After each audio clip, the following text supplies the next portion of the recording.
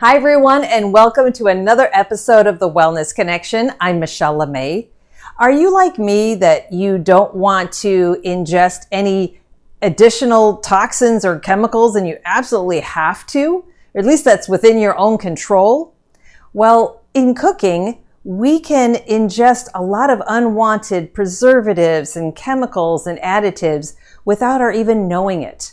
Well, I have a special taco seasoning mix that I make myself that uses just real ingredients, and it's ready when I need it. So it's super simple and easy to make. It doesn't have MSG or all those other nasty things that we don't want in our food that we're trying to be healthy. So I think you'll like having this recipe on hand, and stay tuned for a future one for an Italian spice mix. But today we're gonna go Mexican, and we're gonna have some nice spicy, and you can heat it up as much as you want. I'm kind of a wimp, so I'm gonna keep it on the mild side. So anyway, here comes the recipe.